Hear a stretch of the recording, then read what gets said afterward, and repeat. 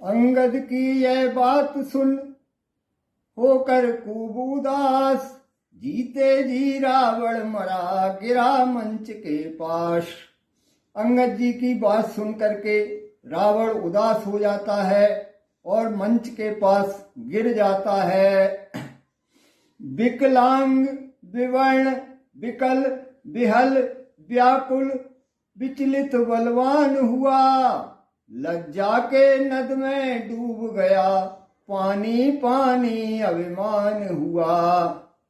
वह विकलांगों की तरह विकल हो जाता है, व्याकुल होकर विचलित हो जाता है और शर्म के मारे सिर झुका लेता है, उसका अभिमान चूर चूर हो जाता है। अंगद बोला है यह क्या, चित्त को सुस्थिर श्रीमान करें, मैं मित्र पुत्र हूँ महाराज, त्रुटियों पर आप न ध्यान करें। तब अंगद जी कहते हैं, हे महाराज चित्त को जरा स्थिर कीजिए, मैं भी तुम्हारे मित्र का पुत्र हूँ, इसलिए मेरी त्रुटियों पर ध्यान मत दो।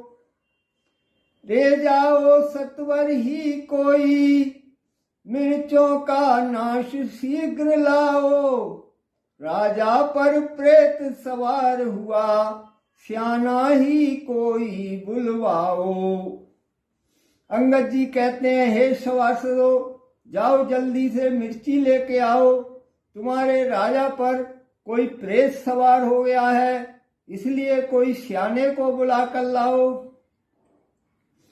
क्रूर हास्य सुन कीस का जल जल गया और आंख बदल कर कहा, सुन धूर्तों के शिरमौर।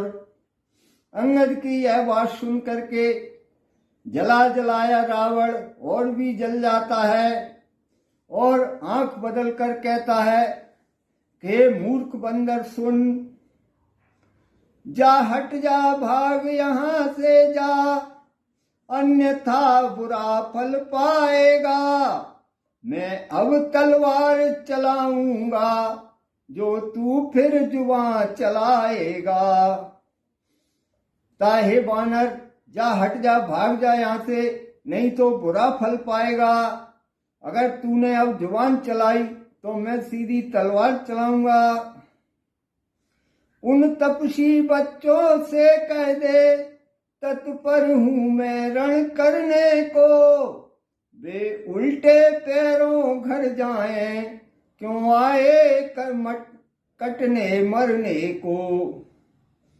जाकर के उन तपस्वी बच्चों से कह दे कि मैं युद्ध के लिए तैयार हूं, या तो युद्ध करें या अपने वापस लौट जाएं, यहाँ कटने मरने के लिए क्यों आ गए हैं। अंगद बोले, धन्य है उत्तर अनुकूल, मुंह से लंका नाथ के अब बरसे हैं फूल।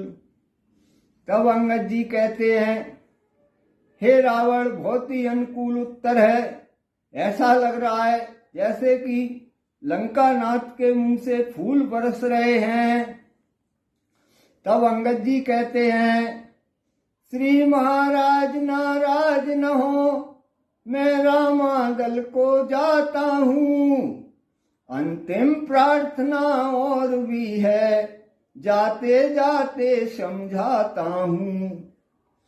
हे महाराज, आप नाराज न हो, मैं रामादल के लिए प्रस्थान कर रहा हूँ, लेकिन जाते जाते मेरी एक बार अंतिम प्रार्थना और सुन लो।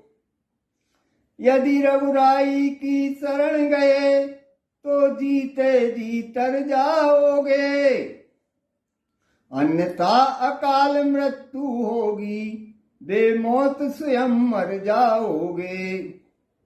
हे महाराज, यदि तुम भगवान श्री राम की शरण में चले जाओगे तो जीते जी तुम्हारा उद्धार हो जाएगा, अन्यथा तुम्हारी अकाल मृत्यु होगी और तुम बेमौत मारे जाओगे। जिस तन पर है अभिमान तुम्हें, वह एक दिवस छूट जाएगा, बस अंत वसंत काल का है, रूला उपवन लुट जाएगा। हे महाराज, जिस शरीर पर तुम्हें इतना घमंड है वह एक दिन छूट जाएगा। तुम्हारा अंत काल का समय है, सारा तुम्हारा जो उपवन है वो उजड़ जाएगा। जो मिट्टी है मट्टी ही है, बतलाओ वह मूरत कैसी। जो एक रंग में रहे नहीं, उसकी रंगत रंगत कैसी। हे महाराज, ये मिट्टी है जो मिट्टी में मिल जाएगी।